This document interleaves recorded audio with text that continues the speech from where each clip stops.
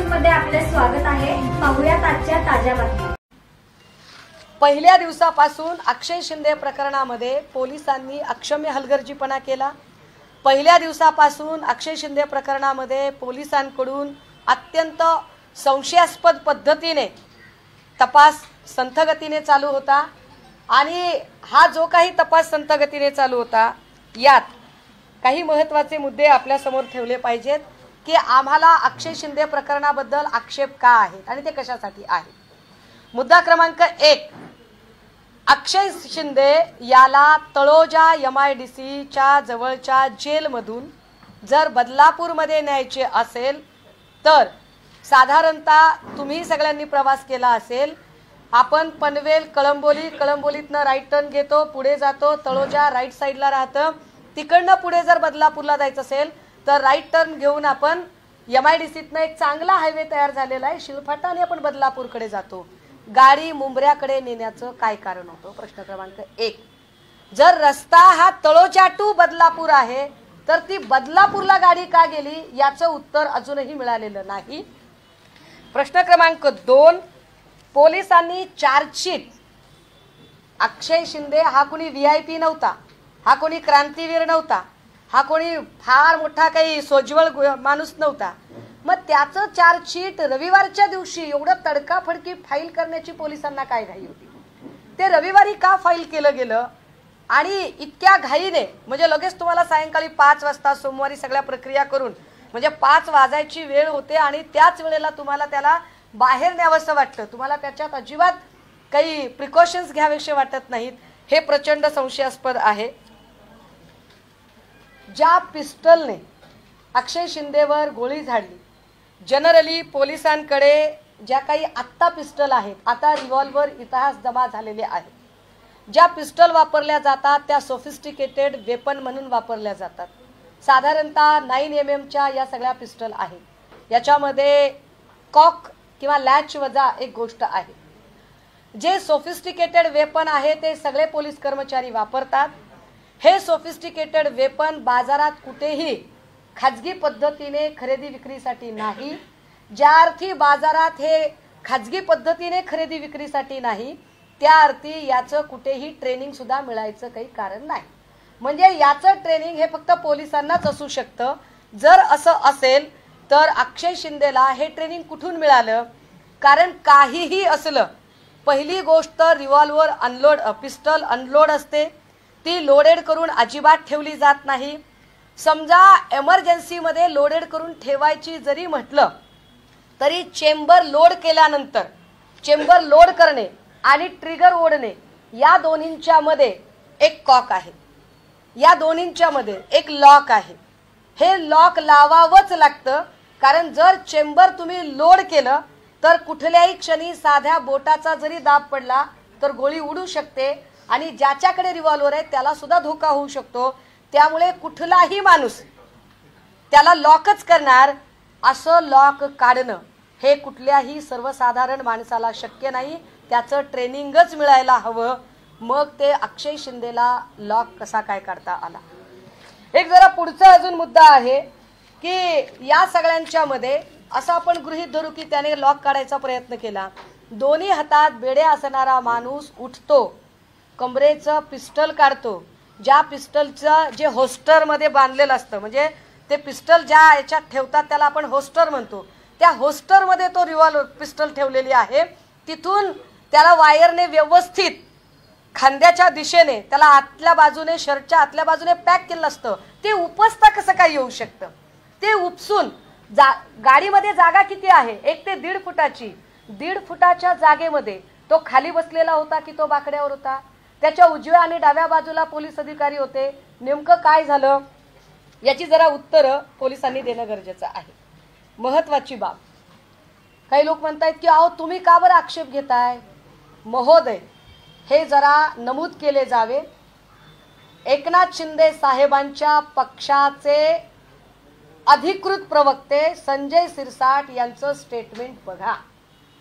संजय सिरसाट यांनी स्पष्टपणे या सगळ्या प्रकरणावर संशय व्यक्त केलाय। त्यांनी हेही म्हटलंय की पोलिसांना पोलिसांचं काम करू द्यायला पाहिजे, कायद्याची प्रक्रिया बायपास करणं हे संशयास्पद वाटतं, याची चौकशी झाली पाहिजे, हे शिंदे गटाच्या प्रवक्त्याने सांगितलंय. म्हणजे असं काही नाहीये की एकाच माणसाने ही गोष्ट सांगितलेली आहे. यावर का आक्षेप घ्यावासा वाटतो त्याचं दुसरं कारण, हैदराबादचं जेव्हा तेलंगणा एन्काउंटर झालं, ही बलात्कार केस झाली. बलात्कार केस नंतर 4ही लोकांना क्राईम सीन व्हिजिटसाठी नेण्यात येत होतं. हे फार विशेष आहे. याही प्रकरणात आरोपीला क्राईम सीन व्हिजिट आहे आणि हैदराबादच्या प्रकरणातही आरोपीची क्राईम सीन व्हिजिट आहे. नेमक्या क्राईम सीन व्हिजिटच्या वेळेलाच त्यांचा एन्काउंटर होतो. सेल्फ प्रोटेक्शनचा बनाव केला जातो. तसाच सेल्फ प्रोटेक्शनचा बनाव याही प्रकरणात आहे. पुढचा प्रश्न, जर अक्षय शिंदे इतका हिंस्त्र आहे, एवढा मोठा गुन्हेगार आहे, एवढा मोठा ताकदवर आहे, हे कृपया अधोरेखित करावे की त्याच अक्षय शिंदेबद्दल बोलताना बदलापूर पोलिसांनी तो गतिमंद आहे असं आधी सांगितलेलं आहे. जर अक्षय शिंदे गतिमंद होता हे पोलिसांनीच स्वतः सांगितले होते, तर मग अक्षय शिंदे हा एवढा हिंस्त्र, एवढा चालाक, एवढा 1 मिनिटाच्या आत, काही सेकंदाच्या आत पिस्टल ओढून घेणारा, एवढा चपळाईने वागणारा गुन्हेगार कसा काय झाला, याचे उत्तर पोलिसांनी द्यायला हवं. या सगळ्या प्रकरणात ज्या अक्षय शिंदेचा एन्काउंटर झालेला आहे आणि ज्याने ती गोळी झाडलेली आहे ते संजय शिंदे. संजय शिंदे 1983च्या बॅचचा ऑफिसर. कोण आहे संजय शिंदे? संजय शिंदे हा अत्यंत वादग्रस्त पोलीस अधिकारी. संजय शिंदे हा तोच माणूस आहे जो अरुण टिकू मर्डर केसमध्ये जो अक्युज्ड पर्सन होता, ज्याचं नाव विजय पलांडे. ज्या विजय पलांडे हा या संजय शिंदेचा मेवना, या आरोपीला पळवून लावण्यामध्ये मुख्य भूमिका होती ती संजय शिंदेची. अशा अनेक प्रकरणामध्ये, एन्काउंटर प्रकरणात तो वादग्रस्त आहे, कारण तो प्रदीप शर्माचाही काही काळ साथीदार राहिलेला आहे. म्हणजे याला याच्यासाठी वापरलाच जात होता असं म्हणायला पुरेसा वाव आहे. या संजय शिंदेला ज्याने विजय पलांडे केसमध्ये विजय पलांडेला फरार होण्याला मदत केली होती, तो सस्पेंड होता. मला वाटते त्यावेळेला के सुब्रमण्यम डीजी वगैरे होते, नंतर दयाळ साहेब आले. हा माणूस सस्पेंड होता. याची डिसमिसची फाईल समोर ठेवलेली होती डीजींच्या, पण याला डिसमिस न करता परत याला सेवेमध्ये सामावून घेतलं होतं. या संजय शिंदेची एकूण जी कारकीर्द आहे ती जर तपासली तर ती वादग्रस्त आहे. मी पुन्हा परत मी तेलंगणा प्रकरणाकडे जाईल. तेलंगणा प्रकरणातले जे एन्काउंटर होते ते एन्काउंटर फेक आहेत असा संशय व्यक्त केला गेला आणि त्यावर उच्चस्तरीय चौकशीची मागणी केली. त्यानुसार त्रिसदस्यीय समिती नेमली होती. सिरपुरकर समितीने आपला अहवाल कोरोनानंतर सादर केला आणि सिरपुरकर समितीने स्पष्टपणे सांगितलं की या सगळ्या प्रकरणात जो एन्काउंटर झालेला आहे तो एन्काउंटर नसून मर्डर केस आहे. आणि क्लिअर कट हायकोर्टने सांगितलं की जे 10 पोलीस आहेत त्या 10 पोलिसांवर 302 नुसार गुन्हा दाखल करा आणि केस चालवा. मला पोलिसांचं प्रोटेक्शन कळतं, मी समजू शकते, कारण पोलिसांचा सन्मान राखला पाहिजे आणि पोलिसांची सुरक्षा सुद्धा महत्त्वाची आहे. पण कालपासून गळे काढणारे नरेश मस्के, कालपासून गळे काढणारे सन्माननीय गृहमंत्री देवेंद्र फडणवीस साहेब जे म्हणतायत की तुम्ही पोलिसांचा अपमान करताय, फडणवीस साहेब तुमच्या तोंडी ही भाषा शोभत नाही. गृहमंत्री म्हणून तुमच्याबद्दल माझ्या मनात अपार आदर आहे, पण तुम्ही कधी पोलिसांचा सन्मान ठेवलाय का? तुमच्याकडून कधी पोलिसांचा सन्मान ठेवण्याची एखादी तरी कृती घडली आहे का?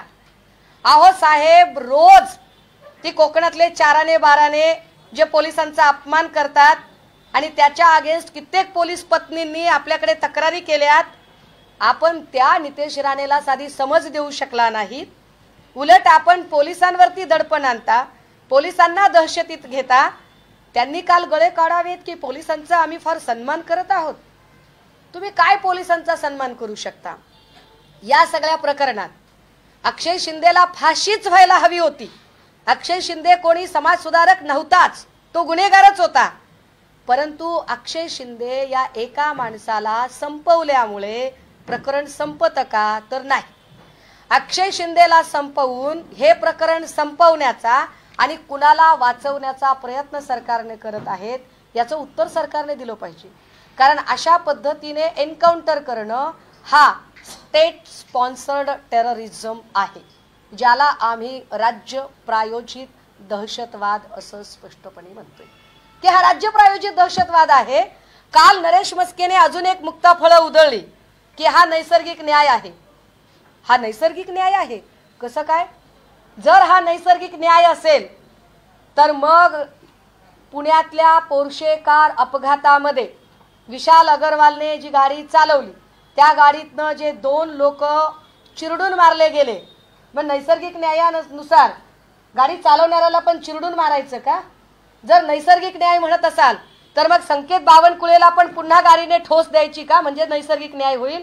जर नैसर्गिक न्याय असं वाटत असेल नरेश मस्केला, तर काय मग राहुल शेवाळेवर आरोप करणारी जी रिंकी बक्सल आहे, मग हा नैसर्गिक न्याय राहुल शेवाळेला लावायचा का? निर्मला यादवने आरोप केले, हाच नैसर्गिक न्याय, मग काय इकडे श्रीकांत देशमुखला लावायचा का? हा नैसर्गिक न्याय ब्रिजभूषणला लावायचा का? उत्तर द्यावी त्याची सरकारने की तुम्ही जर नैसर्गिक न्याय म्हणत असाल तर नैसर्गिक न्यायाची तुमची नेमकी व्याख्या काय आहे? तो नैसर्गिक न्याय आम्हाला कळला पाहिजे. आम्हाला या प्रकरणात गांभीर्य काय आहे, कशासाठी आम्ही बोलतोय हे काल शिंदे गटाच्या प्रवक्त्यानेही सांगितलं की जर अशा पद्धतीने एन्काउंटर होत असतील तर मग पोलीस व्यवस्था करते काय, गरज काय त्याची, हे आपण समजून घेतलं पाहिजे की या देशावर आक्रमण करणारा कसाब जो या देशाचा शत्रू होता, तरी सुद्धा कसाबला फासावर लटकवण्याची एक कायदेशीर संपूर्ण प्रक्रिया आपण फॉलो केली होती. आपण IPC इंडियन पिनल कोड हे गुन्ह्याला डिफाईन करण्यासाठी आणि क्रिमिनल प्रोसिजर कोड हे एखाद्या गुन्ह्याची प्रोसिजर काय आहे आणि त्या प्रोसिजरनुसार त्याला शिक्षा कशी पोचावी यासाठीची संहिता आपल्याकडे आहे. जर अशा पद्धतीने जर तुम्ही एन्काउंटर करून जर गोष्टी संपवायच्या म्हणत असाल तर मग पोलीस व्यवस्थेचं अस्तित्व कशासाठी? मग कायदा जेल कशासाठी? जेलवरून आठवलं, आधारवाडी जेल जवळ आहे. बदलापूर आणि ठाण्या प्रकरणामध्ये जर काही आरोपी सापडले, काही गुन्हेगारांना जेलमध्ये टाकायचं असेल तर त्यांना आधारवाडी जेलमध्ये टाकायची सुद्धा सुविधा आहे. मग आधारवाडी जेल सोडून अक्षय शिंदेला तळोजाच्या जेलमध्ये का आणलं होतं याचंही उत्तर त्यांनी दिलं पाहिजे. आता या सगळ्या प्रकरणात जेव्हा चहूकडून टीकेची झोड उठवली जाते तेव्हा काल फडणवीस जी असं म्हणताहेत की मी या प्रकरणात चौकशीचे आदेश दिलेत. फडणवीस साहेब, तुमची कोणती चौकशी पूर्ण झाली ते सांगा. या राज्यामध्ये ड्रग्जचं प्रकरण सुरू झालं तेव्हा तुम्ही म्हणालात की नेक्सस बाहेर येईल. काय नेक्सस बाहेर काढलं तुम्ही? 2.5 वर्ष झालं तुम्ही गृहमंत्री आहात. 2.5 वर्षात तुमची चौकशी अजून पूर्ण झाली नाही का की तुम्ही नेक्ससच बाहेर काढू शकला नाहीत? वसई विरार प्रकरणामध्ये ज्या आरोपीला मारहाण, रस्त्यामध्ये ज्या तरुणीची हत्या झाली, काय केलं तुम्ही? इथे कोयता गँगने हायदोस घातला आणि पोलीस अधिकाऱ्यावरच कोयता चालवला गेला. काय चौकशी केली तुम्ही? त्यावेळेला तुमची भूमिका काय होती? संकेत बावनकुळेच्या प्रकरणात का म्हणालात की आम्हाला कायदेशीर प्रक्रिया फॉलो करावी लागेल? तुम्हाला साधी FIR करता आली नाही लवकर, तेव्हा म्हणालात की नाही मेडिकल करूया, मग फॉरेन्सिक करूया, अमुक करूया, ढमुक करूया, CCTV, आणि हे सगळं गायब होतं. तिथे तुम्हाला कायदेशीर प्रक्रिया आठवते. एका वामन म्हात्रेवर FIR करताना तुम्हाला कायदेशीर प्रक्रिया आठवते, FIR करताना, आणि गोळी घालताना तुम्हाला कायदेशीर प्रक्रिया अजिबात आठवत नाही. गोळी घालताना तुम्ही बेछूट गोळी घालता. त्याला फाशीच व्हायला पाहिजे होती, हे मी पुन्हा पुन्हा सांगते. त्याला फाशीच व्हायला पाहिजे होती, पण त्याला फाशी देताना सराउंडिंग असणारे जे कारक घटक आहेत ते वाचवले जात आहेत, ही आमची अडचण आहे. कित्येक लोकांना वाचवण्याचा प्रयत्न केला जातोय. बदलापूर प्रकरणातला आपटे अजूनही अटक झालेला नाही. CCTV फुटेज नेमके तुमच्या वेळेलाच गायब कसे होतात फडणवीस साहेब? नेमके शाळेचे CCTV फुटेज गायब झाले. तिकडे बावनकुळेच्या प्रकरणात नेमके त्याच्या सगळ्या रस्त्यावरचे CCTV फुटेज गायब झाले. आणि तुम्ही कायद्याची भाषा करायची, तुम्ही प्रश्न विचारायचे. या सगळ्या प्रकरणामध्ये अजून काल काही मुक्ताफळं उधळली जात होती. मला वाटतं आपल्या पुण्यातच राहतात विधानसभेच्या काय त्या उपसभापतीबाई, आणि त्या म्हणाल्या की असं नाही बोलता येत, चिडचिड वगैरे होऊ शकते. अरे वा, कालपर्यंतची तुमची भाषा वेगळी होती, आज वेगळी भाषा आहे. एका महत्वाच्या खुर्चीवर बसलेल्या व्यक्तीकडून ही भाषा अपेक्षितच नाहीये मला. निश्चितपणे मुलींना न्याय मिळाला पाहिजे. अरे पण या निमित्ताने शाळा प्रशासन तुम्ही तसंच सोडून दिलंय, त्याचं काय? मी आई आहे, विरोधक म्हणून बोलत नाहीये, आई म्हणून बोलते, शिक्षिका म्हणून बोलते, कायद्याची विद्यार्थिनी म्हणून बोलते. की या सगळ्या प्रकरणात ज्या शाळेमध्ये CCTV नव्हते ती शाळा का वाचवताय तुम्ही? ती शाळा वाचवणं तुम्हाला कितपत योग्य वाटते त्याच्यावर तुम्ही काहीच भाष्य करणार नाहीत का? अजून एक गोष्ट, काल उज्ज्वल निकम बोलत होते, भाजपचे प्रवक्ते आहेत. उज्ज्वल निकम नावाच्या भाजप प्रवक्त्याला किती घाई झाली होती काल बोलायची. घाईघाईत त्यांनी आपलं स्टेटमेंटही देऊन टाकलं आणि म्हणाले की कधी कधी जेव्हा आरोपीला असं वाटतं की आता आपलं मरण ओढवलेलंच आहे तेव्हा तो फ्रस्ट्रेट होतो, डिप्रेशनमध्ये जातो आणि स्वतःवर गोळी झाडून घेतो. अशाच पद्धतीने अक्षय शिंदेने गोळी झाडून घेतली.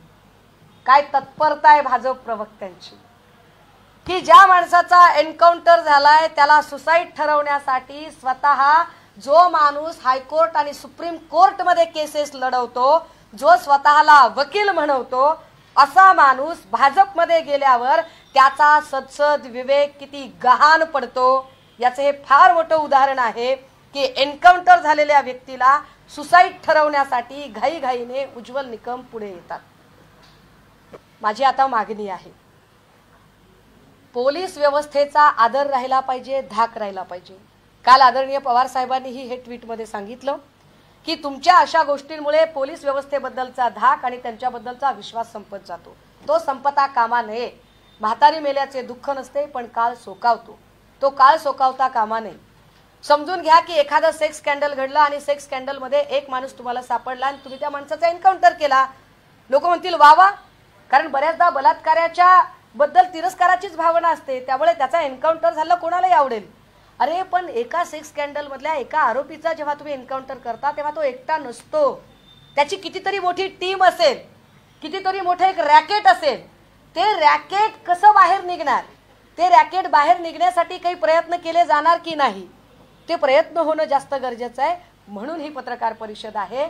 आता मागणी आमची ही आहे की पहिल्यांदा तर वादग्रस्त असणारा संजय शिंदे आणि त्याच्यासोबतचे जे इतर लोक आहेत या लोकांचं सस्पेन्शन होणं पण गरजेचं आहे.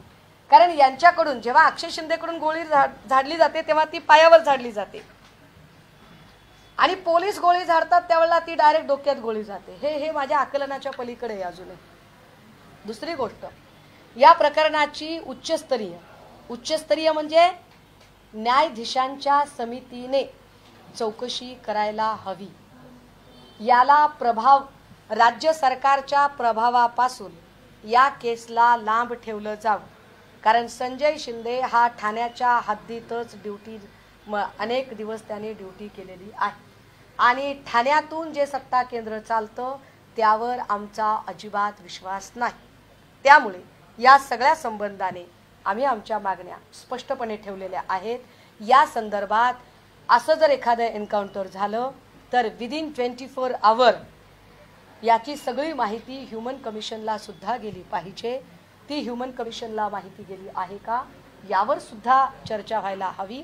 या सगळ्या संदर्भात अजून आपटेची अटक का नाही आणि शाळा प्रशासनाचं काय करणार आहात यावर आम्ही रीतसर कोर्टामध्ये प्रश्न विचारणार आहोत आणि कोर्टामध्ये आम्ही आमची भूमिका अगदी कागदोपत्री मांडणार आहोत. थँक्यू. तुम्ही असं म्हणाले नरेश मस्के जसे म्हणाले नैसर्गिक न्याय सर्वांना मिळाला पाहिजे, तुम्हाला असं म्हणायचं का जी राजकीय मंडळी फिरतात, आमदार खासदार मंत्रीपदापर्यंत गेले बलात्कारी, त्यांचाही एन्काउंटर केला पाहिजे, हा तुमचं मत? नाही, मला तेच म्हणायचंय की नैसर्गिक न्याय म्हणजे काय. कारण नरेश मस्केचं हे स्टेटमेंट इतकं गंभीर आहे की नैसर्गिक न्याय झाला म्हणजे काय, म्हणजे उद्या कुणीही कुणाला एन्काउंटर करेल. उद्या जर असं मला वाटलं की नाही विष्णू सानप माझ्या दृष्टीने गुन्हेगार आहे, घातली गोळी, संपला विषय. हा नैसर्गिक न्याय नाही होऊ शकत. एखादी गोष्ट ठरण्यासाठी त्याला चीप आहे, त्याला क्रॉस आहे, त्याला आर्ग्युमेंट आहे, त्याला जजमेंट आहे, त्याला इव्हिडन्स आहे, त्याला अनेक गोष्टी आहेत. ती सगळी प्रोसेस जर तुम्ही बायपास करणार असाल तर मग पोलीस स्टेशन कशाला अस्तित्वात आहे, मग न्यायालय कशाला अस्तित्वात ठेवता. मग फक्त असे 10-5 एन्काउंटर स्पेशालिस्ट फक्त नेमा ना तुम्ही, बाकीच्या गोष्टीच करू नका. मी पुन्हा सांगते की अक्षय शिंदे हा समाज सुधारक नाही, त्याला फाशीच व्हायला पाहिजे. पण ती फाशी होताना लोकांच्या मनात कायद्याबद्दलचा धाक आणि आदर सुद्धा शाबूत राहिला पाहिजे, जो अशा प्रकरणाने राहत नाही. एक ट्विट केलंय तेलंगणाच्या एन्काउंटर नंतर संजय राऊतांनी आग्रहलेख लिहिला होता.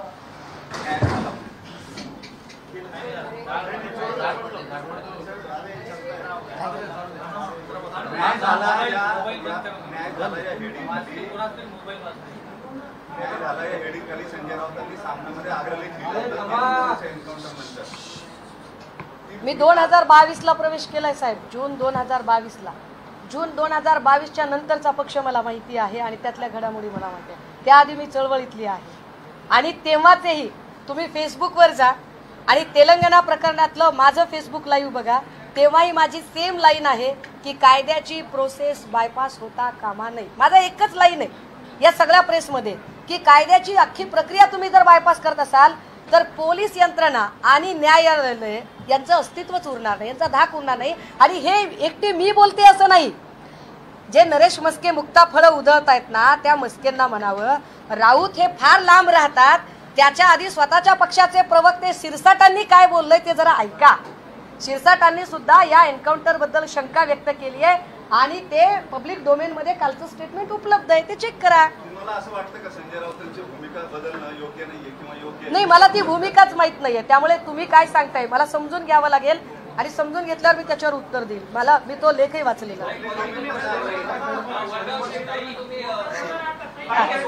ऐका वडगाव शेरीचा जो विषय आहे, खरं तर या विषयात वडगाव शेरी यायला नको, परंतु पुण्यातल्या 3 जागा आम्ही मागितलेल्या आहेत. क्रमांक 1 ची जागा हडपसर, क्रमांक 2 कोथरूड, क्रमांक 3 वडगाव शेरी आणि 3ही जागा आम्ही लढणार. आम्ही तो दावा सोडलेला नाही. आम्ही पारनेरच्या जागेवर सुद्धा आमचा दावा सांगितलेला आहे. श्रीगोंदा की पारनेर यावर चर्चा वरिष्ठ पातळीला सुरू आहे. महाविकास आघाडीचे वरिष्ठ नेते बसून त्यावर चर्चा करतील, परंतु मी पुणेकर म्हणून, पुण्यातली रहिवासी म्हणून आणि वडगाव शेरीतली रहिवासी म्हणून माझ्या भागात माझ्या पक्षाचं काय अस्तित्व आहे आणि त्यानुसार ती जागा मागावी की नाही मागावी याचा जो मला अहवाल मागितलाय त्यानुसार मी माझा अहवाल दिलेला आहे. आणि माझं म्हणणं आहे की वडगाव शेरी, कोथरूड आणि हडपसर या जागा आम्ही मागितल्या पाहिजे. जागा मागायचं मेरिट काय? विधानसभेचं मतदान, लोकसभेचं मतदान, म्हणजे जागा मागताना जनरली आपली ताकद किती येते कागदावरती यावं लागतं ना डेटा. तसं आपलं मतदान किती झालेलं आहे, आपल्या उमेदवाराला आपला मी आपल्याला जरा आठवण करून दिली पाहिजे. नागपूरच्या राखीव मतदारसंघातनं ज्या रश्मी बर्वे निवडून आल्या ना, रश्मी बर्वेंचे मिस्टर निवडून आले, त्या रश्मी बर्वेंचं आधीचं जे तुम्ही जे म्हणता ना इलेक्ट्रल मेरिट, तर त्या ग्रामपंचायतीला सरपंच होते. तिथून सुरुवात आहे. ऐका ना आणि असं करून कृपया शिवसेनेचा आवाज कुणी दाबू नये. शिवसेनेला असं करून त्याच्या जागा कुणी हिसकावून घेऊ नये. आम्ही त्या जागा मागणार आहे.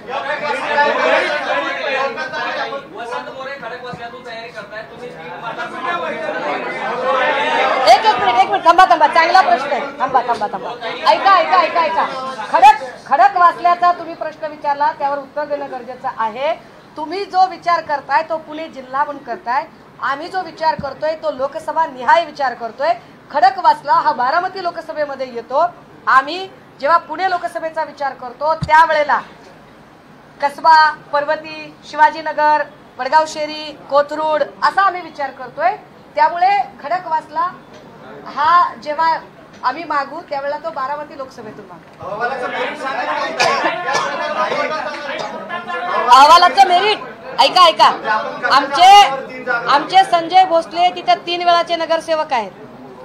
पुणे महापालिकेचा गटनेता तिथे राहतोय, हे समजून घ्या.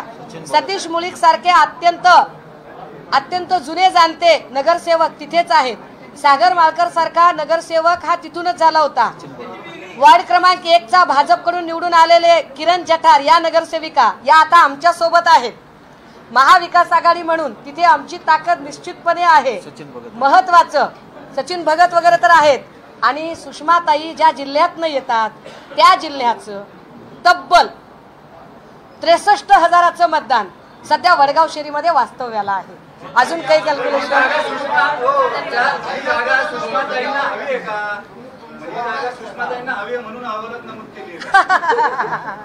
Good question. लक्षात घ्या, मी एक जागा मागत नाहीये. मी मागताना 3 जागा मागते. मी फक्त पुण्याबद्दल बोलत नाही. मी जेव्हा बीडबद्दल बोलते त्यावेळेला मी असं म्हणते की मला माजलगावही हवं आहे आणि गेवराई हवी आहे.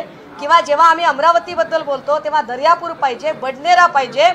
आम्ही जेव्हा हिंगोलीबद्दल बोलतो तेव्हा हिंगोली शहर किनवट कळमनुरी पाहिजे.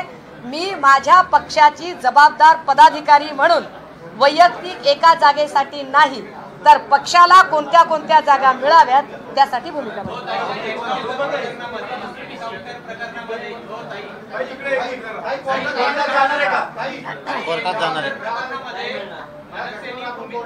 होय, या प्रकरणात आम्ही कोर्टात जाणार आणि कोर्टासमोर हे सगळी गोष्टी ठेवणार.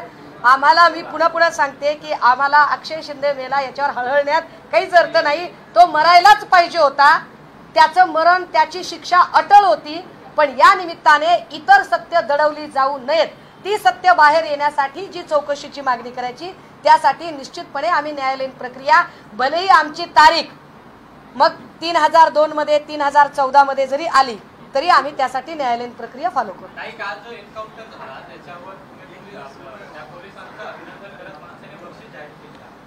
सॉरी, कोणी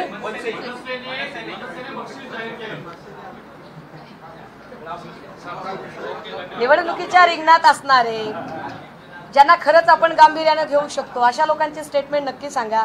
मी ज्या लोकांना अजिबात गांभीर्याने घेत नाही मी त्यावर काही बोलत नाही.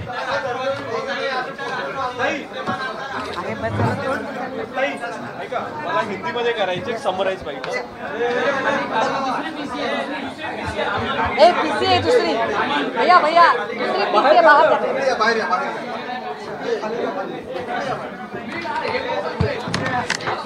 बातम्या पाहण्यासाठी आपले चॅनल लाईक आणि सबस्क्राईब करा व बेल आयकॉन दाबायला विसरू नका.